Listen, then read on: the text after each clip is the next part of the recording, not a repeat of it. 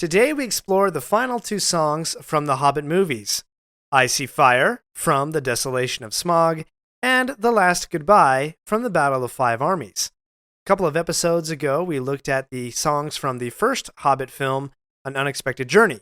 So today we're going to finish that up. We're going to wander deep into these lyrics, but remember, just because you wander doesn't mean you're lost. Before we get started, please rate or review this episode if you're liking the show. Every 5-star rating helps more Middle-earth wanderers find our community. And remember to share this episode with a friend. Now, let's wander. What's so special about Hero Bread's soft, fluffy, and delicious breads, buns, and tortillas? Hero Bread serves up 0 to 1 grams of net carbs, 5 to 11 grams of protein, and high fiber in every delicious serving. Made with natural ingredients, Hero Bread supports gut health, promotes weight management, and helps maintain blood sugar. Hero also drops other limited edition ultra-low net carb goodies like rich, flaky croissants and buttery brioche slider rolls. Head to hero.co to shop today. Okay, so first on our list is Icy Fire from The Desolation of Smaug, the second Hobbit film. This song was written and performed by Ed Sheeran. And I don't know if anybody gave Ed Sheeran any lessons in Lord of the Rings lore or Tolkien, or if he's an actual big Tolkien fan. I actually have no idea. As I really dug deep into these lyrics, I was really blown away by how connected they are with sort of the themes and the ideas that Tolkien presents in The Hobbit and the wider Lord of the Rings lore, including the Silmarillion. I have a couple of keys that I want to give you to help you understand the lyrics of the song a little bit deeper. Key number 1 is to look for transformative journeys as they are represented in the lyrics. For example, in the chorus, we'll see words that are describing more physical things, and those words gradually become more metaphorical. That's a bit of a transformative journey. There's also, across the whole song, we'll see that some things are rather distant, and then things become rather close. We also are going to look at a lot of if-then statements, right? So if something happens, then we hope that this thing happens, and those statements will gradually be reduced to actual realities where there is no more hypothesis, there is no more hope, there is no more if, they are actual realities. So that's key number 1. Look for those transformative journeys. And in fact, the most transformative journey that you can find in The Lord of the Rings, as you look at the grand scope of things, is a theme that Tolkien called fall, F-A-L-L, when species turn against the will and the intent of their creators. Now, in a letter to his publisher, Waldman, Tolkien summed up this theme, quote, "Anyway, all this stuff is mainly concerned with fall, mortality, and the machine. It has various opportunities of fall. It may become possessive, clinging to the things made as its own. The sub-creator wishes to be the Lord and God of its private creation. He will rebel against the laws of the creator, especially against mortality." And we're going to see that in the dwarves. This song, Icy Fire, really epitomizes the fall of the dwarves as they have fallen from the will of their creator, whether that is Aule, their actual creator, as we've covered in previous episodes, or Iluvatar, the one creator god who sort of adopted the dwarves in as their children. This song, Icy Fire, sort of represents what happens when the dwarves have moved against that will, their natures, and have become too subjected into their own creations, into their own wealth, into their own power. So that's key number 1, is look for the transformative journeys. Okay, key number 2 is the first 4 lines of this song, and we'll get to this a little bit deeper in just a moment, but the first 4 lines of this song are a prayer that will keep getting referred to back throughout the rest of the song. That's why these lines are a little bit different. They're not really a chorus or a bridge. They are more like a preamble to the song, and they represent a prayer. And we'll see throughout the rest of the song that there are moments of hope that call back or activate that prayer as it is said in the beginning of the song. Okay, and key number 3. It's always good to ask who is singing to whom and why. As we'll dig into these lyrics, I hope to sort of show you that the me here that is singing this song is Durin's son. Durin, of course, being the first dwarf father created by Aule, and Durin's son being represented in the Hobbit story as Thorin, the last great king of Durin's folk. Now, also, who is he's singing to from Thorin's perspective, right? We'll see that in the very first line of the song. The song is being sung from Thorin's perspective to Aule as sort of the guardian, the creator of the dwarf species. Okay, so let's dig into this a little bit. Let's look at the first 4 lines of the song, which I am referring to as sort of a prayer. So the first line, "O misty eye of the mountain below."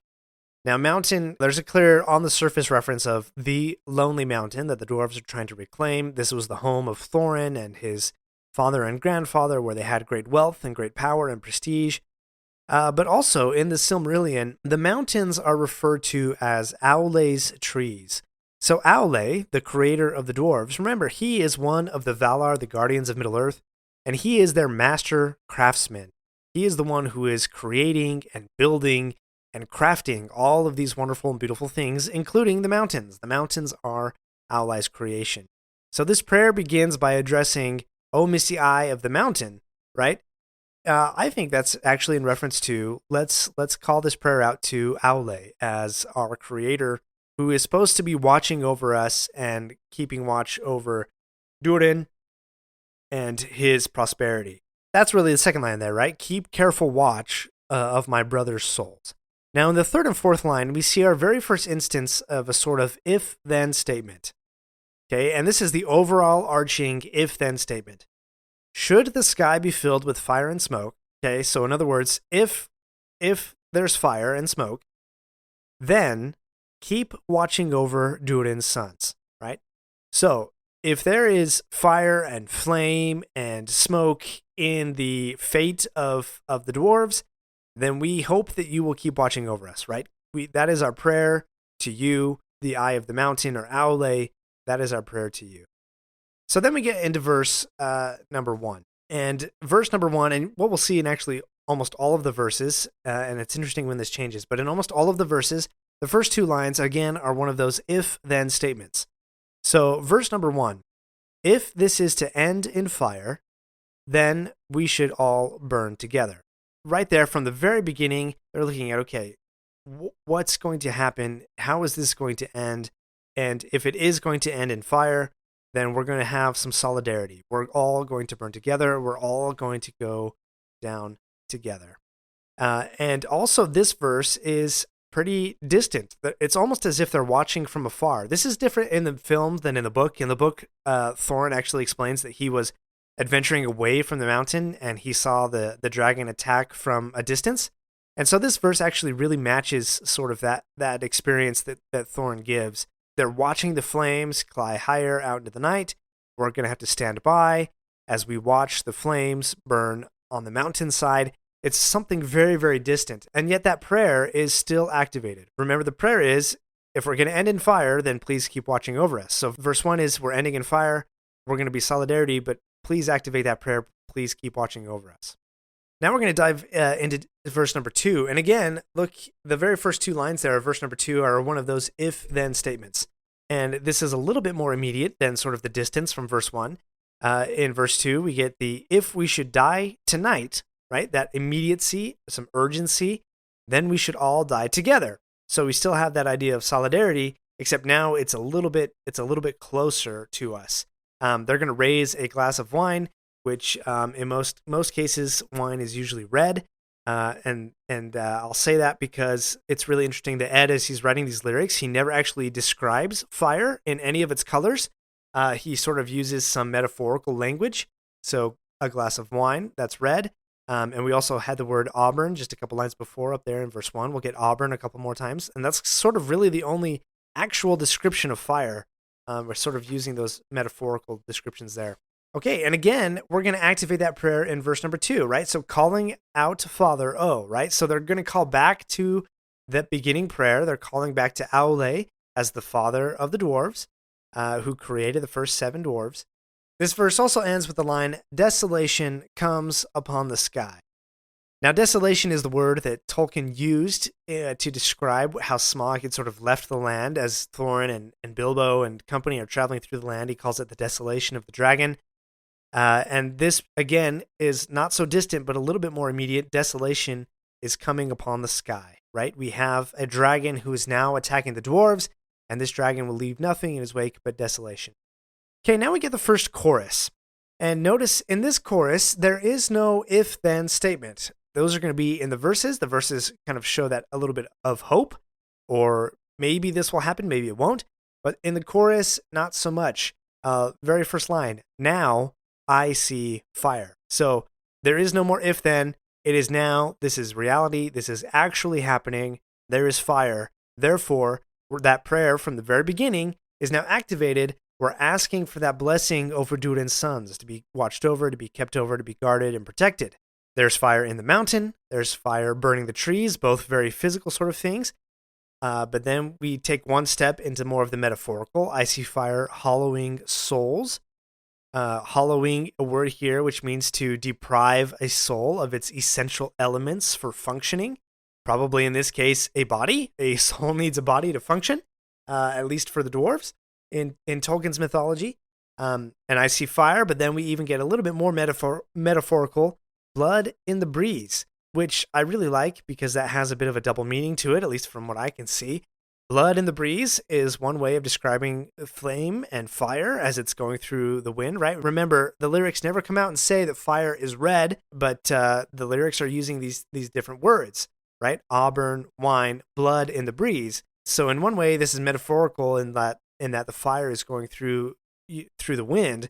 But in another way, blood in the breeze, blood is not supposed to be in the wind. It's supposed to be in our bodies because we need blood to live, right? So blood in the breeze is another way of saying, death has come upon the dwarves, right? It's a little bit more metaphorical than those first physical lines. Again, that's one of those transformative journeys from the physical to the metaphorical.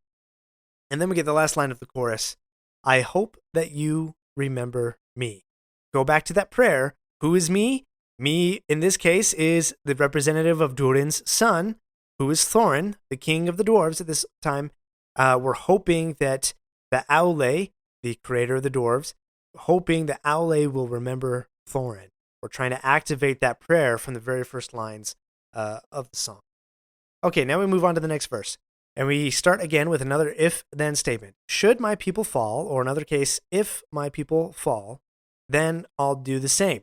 So again, my people are falling. There is an ending to my people, but solidarity. We're going to do this together. I will do the same. And we're going to do it as we're confined in mountain halls. We can't escape. That's another theme with dwarves as they get stuck in their mountains when enemies come. Interesting line here in this verse. We got too close to the flame. Then we're starting to get a little hint in that line of maybe the dwarves have fallen from the will and the laws of their creator. They're getting too close to the flame, maybe too close to something that they should not have. Maybe something that they've created that they're becoming too possessive of, or maybe something that they've found, aka the Arkenstone, that they don't want to give up. And again, we're still a little bit distant here. We're watching the flames burning on the mountain, so we're getting too close, but not so close. We're still in a little bit of a distance. Okay, chorus again. We get the same words, right? The physical to metaphorical journey. Fire on the mountain, fire in the trees, hollowing souls, blood in the breeze, the double meaning there. And again, the last line, I hope that you remember me, activating the prayer. And again, just a reminder that this is something that's very immediate. It's very present. There is no if-then statement. It's not theoretical. This is actual reality. Now we come to the bridge. And if we look very closely, here is sort of the key to understanding this whole song, right? Interesting enough, the bridge takes the pattern after the verses. It starts with an if-then statement. If the night is burning, then I will cover my eyes. Interesting. If the night is burning, I will cover my eyes. So all that we've seen before, if fire is going to come, if we're going to end, I'm going to do this solidarity, I'm going to do this all together. But here in the bridge, it's then I will cover my eyes. Sort of I am trying to distance myself from this fiery fate that has come upon me and upon my people. And then we get another if-then statement. For if the dark returns, then my brothers will die. Thorin knows, or the speaker of this song knows, that as dark returns, the brothers will die. That goes all the way back to the first lines of the song, that opening prayer. if we're going to end, then please remember us. Please keep watching us. As the sky is falling down, it crashed into this lonely town. Again, there's a very literal interpretation of that, right? Like, Smaug is falling down. He's crashing into the lonely town, destroying it in his first coming, and really in his second coming before he dies by the arrow of Bard. And with that shadow upon the ground, I hear my people screaming out. So notice we've shifted. We've shifted from if-then statements to actual realities. So the bridge here is sort of taking the pattern of the verses being if-then statements, hypotheticals, and the chorus being actualities. This bridge has condensed that into a much tighter pattern. We have the if-then statements, but now it's actual realities. The sky is falling down. It's crashing down on the town. It's cascading. It's crushing all the things below it. The shadow is here. Shadow is often a word used in Lord of the Rings to reference those things that are evil. And the singer of this song hears his people screaming out. There is no if-then statement there. This is an actual reality. His people have come to an end. Now we get to the final chorus.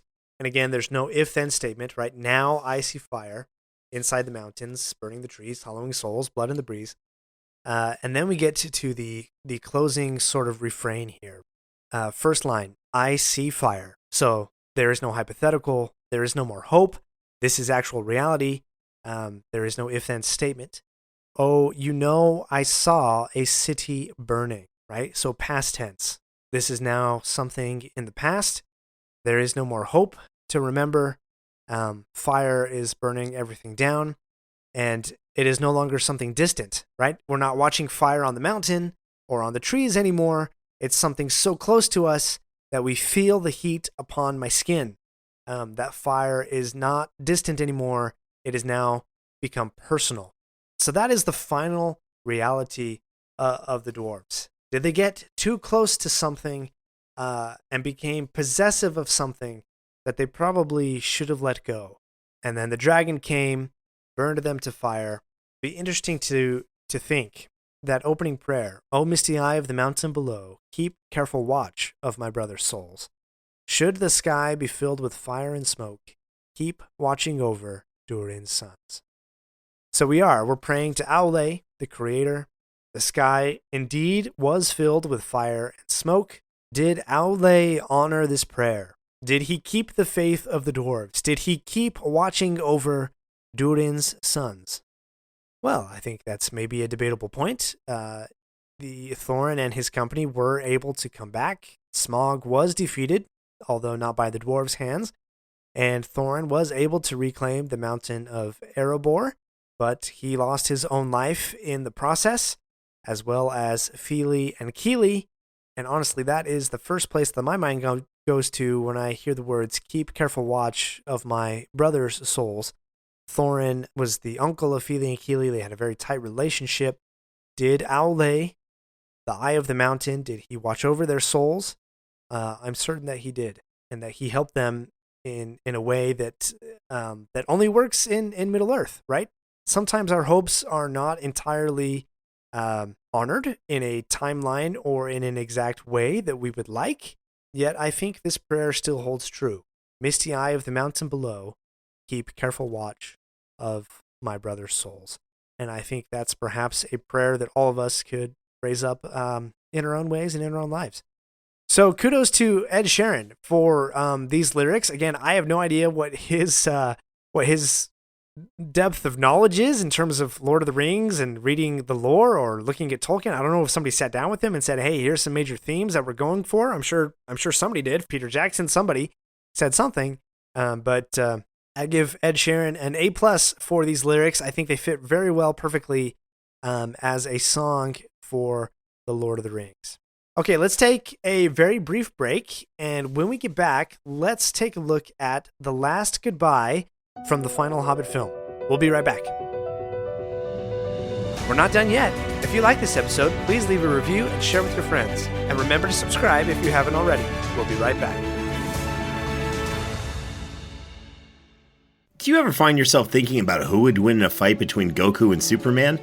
Hi, I'm James Gavsey, and on the Who Would Win show, me and my co-host Ray ignore anything important happening in the outside world and debate fictional battles between characters from comics, movies, and video games. We got a new show every week, and almost always am I the winner. Yeah, not true, Ray. In the past, we've discussed such matches as Captain America versus Darth Vader, Solid Snake versus the Iron Giant, classic matchups like RoboCop versus Terminator, and even the Muppets versus Sesame Street. That one was crazy.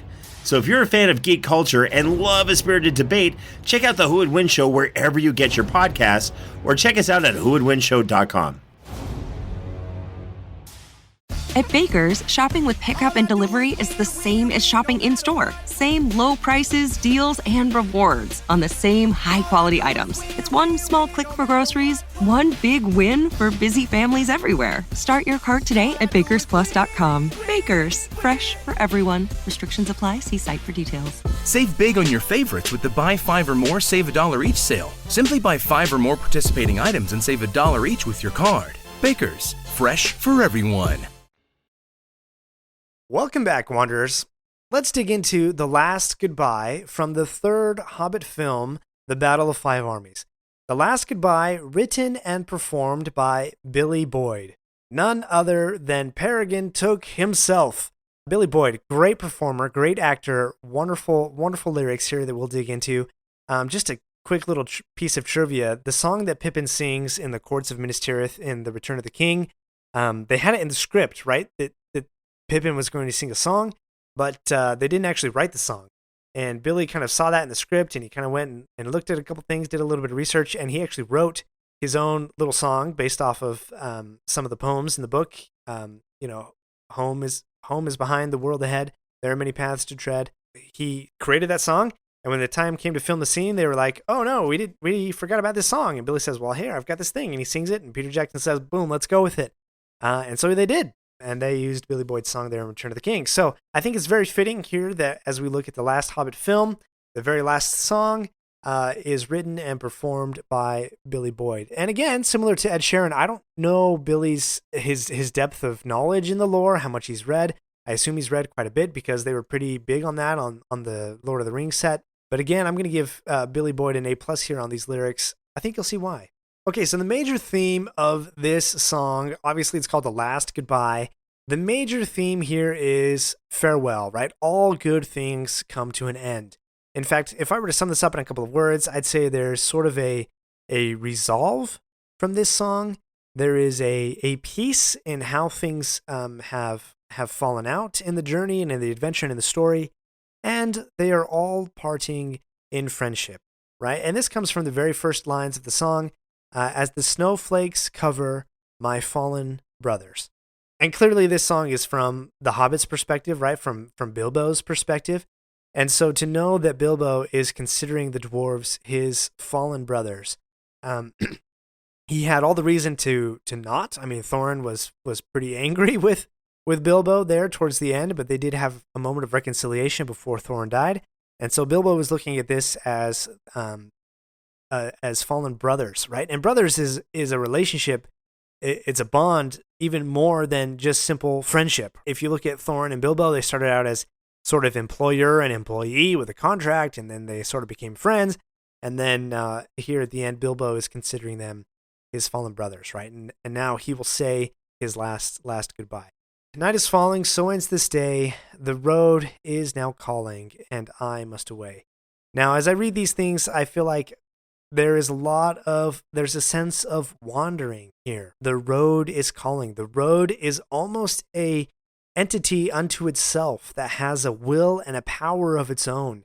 It's sort of an actor in the fate of all of these characters. The road is calling, and I must away. I must abide by that call. In fact, that reminds me of the lyrics of This Wandering Day from The Rings of Power, another A+ song, in my opinion. And I did do an episode of that a few months ago, if you want to take a look at that. But anyway, some of these lines come directly from, with a little bit of tweaks, but come from poems in The Lord of the Rings. So, over hill and under tree, under cloud and beneath the stars, over snow and winter's morn, I turn at last to paths that lead home. Again, these lines are pretty much lifted from The Hobbit and Lord of the Rings, and maybe with a tweak to a word or two here or there, they come right in here. And so that's why I think this song as a whole really feels like it is the music of Middle-earth. This song feels like it fits, right? It blends, it harmonizes with everything else that we know about Middle-earth, and I think a lot of that is due to these lines that come directly from Tolkien's words. And they're very natural. Under cloud, beneath stars, silver streams, snow and winter's morn. These are very natural type of descriptions, very natural things. And that was a big theme for Tolkien. He was very big into describing the nature of where the characters were walking and where the story was taking place. But that is a big theme for Tolkien, describing the nature, getting out of nature. There's some key lines here in the chorus. I turn at last to paths that lead home, and though where the road then takes me, I cannot tell. Even at home, the road is still going to call this wanderer. The road will continue calling. The road will continue on. The road goes ever on, even after we've returned home, right? There's always some other call to adventure. More on that in just a moment. Let's take a look at the next verse. Many places I have been, many sorrows I have seen. Sorrows. That is a key word to understand Tolkien's works. That is a key theme that through sorrow, through challenge, and through grief, that is how these characters grow. That is how they overcome evil. That is how good conquers. It's not an absence of sorrow. It's not an absence of challenge or problems.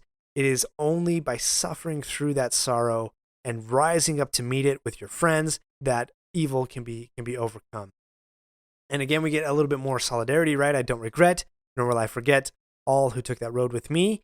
Again, that bond more than friendship. We are now brothers. If we come back to the chorus, there's more language here, more language that is closing a finality, right? Night is falling, the day is ending, we must away. So we get back to this idea of all good things come to an end. We've had a great journey, we've had a wonderful adventure, but all those things must end because the road is now calling.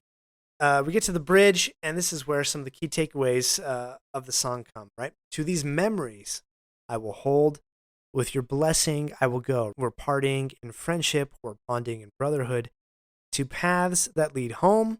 But again, home is a place where the road can still call you from. There's still adventures to be had, still explorations to embark upon. Where the road takes me, I cannot tell. But we came all this way, now comes the day to bid you farewell. And what kind of a farewell? I bid you all a very fond farewell. So again, that theme of all good things come to a close. Or do they? Now, this is a really interesting thing in the world of Tolkien. There is a song in The Hobbit as Bilbo is returning to the Shire. He sees his home for the very first time, and suddenly, as if the words seem to pop into his brain, he sings the song, Roads go ever on and on, over rock and under tree, by caves where never sun has shone, by streams that never find the sea. And it goes on. But this song is repeated several times throughout the Lord of the Rings, right? That the road goes ever on and on. There's another instance in which when Bilbo is leaving his home in the Shire, in the Fellowship, as he's making his way to Rivendell, he again sings a version of this song, right? The road goes ever on and on, out from the door where it began. Frodo, as he is in the process of leaving the Shire, he also sings a version of this song. And afterwards, as he does, Pippin sort of asks him, like, hey, is that something you wrote, or is that something that Bilbo wrote? And Frodo says, I don't know. It came to me then. This song of the road going ever on seems to just appear in Bilbo's mind and in Frodo's mind. And I'm going to read a paragraph here from the Fellowship of the Ring. Parts of this were actually used in the Fellowship movie, so it may sound familiar. This is Frodo talking to Pippin, referring to Bilbo. If you can keep that all straight in your brain, then you get an A+. Anyway, quote, He used often to say there was only one road, that it was like a great river. Its springs were at every doorstep, and every path was its tributary. It's a dangerous business, Frodo, going out of your door, he used to say. You step into the road, and if you don't keep your feet, there's no knowing where you might be swept off to. Do you realize that this is the very path that goes through Mirkwood, and that if you let it, it might take you to the Lonely Mountain, or even further and to worse places? He used to say that on the path outside the front door at Bag End, especially after he had been out for a long walk.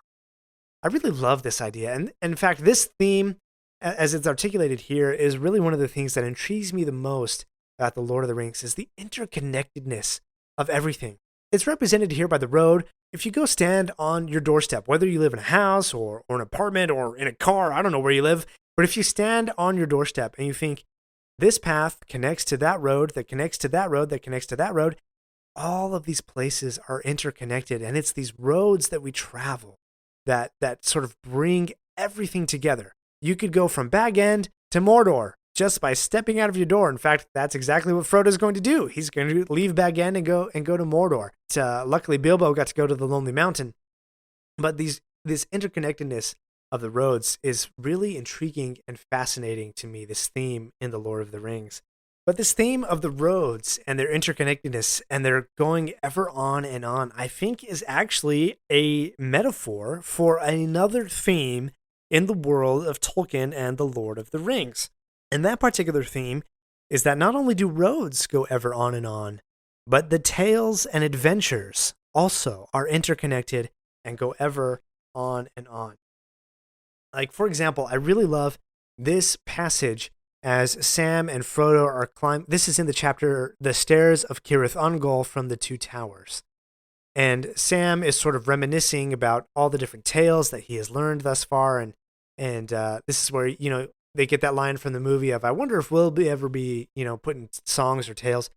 Sam says this to Mr. Frodo, quote, Baron now, he never thought he was going to get that Silmaril from the Iron Crown in Thangorodrim. And yet he did. And that was a worse place and a blacker danger than ours. But that's a long tale, of course, and goes on past the happiness and into grief and beyond it. There's that theme of sorrow as well that I was mentioning earlier. Anyway, continuing. And the Silmaril went on and came to Eärendil. And why, sir, I never thought of that before. You've got some of the light of it in the star glass that the lady gave you. Why, to think of it, we're in the same tale still. It's going on. Don't the great tales never end? And Frodo responds, No, they never end as tales, but the people in them come and go when their part's ended. Our part will end later, or sooner. So I love this little reminiscing by Sam and Frodo as they're on the way to Mordor to destroy the One Ring, obviously doing the greatest task that any hobbits or really anyone in Middle-earth had done, really, in comparison to what Beren and Luthien were able to do. And Frodo's response, right? The great tales never do end, but certain characters have different parts to play, and their parts will eventually end in that particular tale or that particular adventure. Now, I mentioned that this song, The Road Goes Ever On and On, it pops up 4 times, once in The Hobbit and 3 times in The Whole Lord of the Rings. In the final time, it's popped up again by Bilbo, who takes this song again and he changes it slightly. In every other case, the road is going ever on. You got to keep your feet because you're just going to wander through Middle-earth and you never know where you're going to be swept off to. All of these places are interconnected. There's even another song where around some pathway, there might be some new gate that I've never seen before, and I'll pass that today, but maybe on another day I'll come and go that way. Everything's interconnected. And yet, in this last version of The Road Goes Ever On and On, Bilbo sings it like this, quote, The road goes ever on and on, out from the door where it began. Now far ahead the road has gone. Let others follow it who can. Let them a journey new begin. But I at last with weary feet will turn towards the lighted inn, my evening rest and sleep to meet. And then Bilbo falls asleep. This is from the chapter Many Partings from The Return of the King. So this road, in many instances, this poem, this song, The Road Goes Ever On, it speaks to that interconnectedness of everything. But yet there is a part in our tales that comes to an end. There's a part where our contribution to the adventure is over and the story continues. The great tales never end, even though our parts in them may just do that. So the interconnectedness of roads and of tales and adventures, and yet it is the role and the great challenge and the call to adventure of every generation to take up the new challenge, to defeat evil in the way that it's encountered.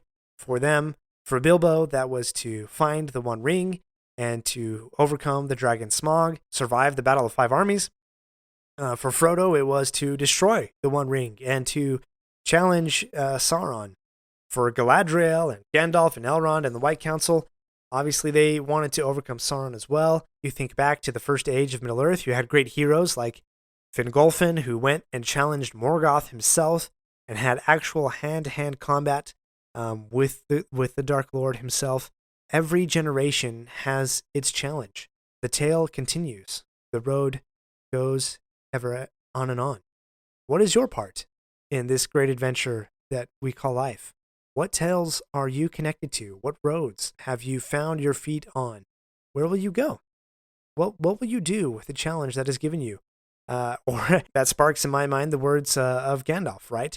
All we have to do is to decide what to do with the time that is given us. Now, I just totally butchered that line, so I hope you'll forgive me, right? But Gandalf, right? All we have to decide is what to do with the time that is given us. And so, what will you do with the time that is given you? And for today, I bid you all a very fond farewell. Thanks for wandering Middle-earth with me today. I bid you all a very fond farewell.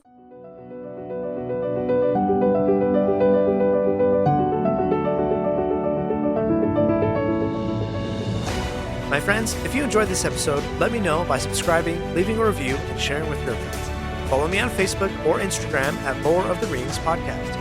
For feedback on the show, please email me using the link in the show notes. Until next Thursday, remember, not all those who wander are lost.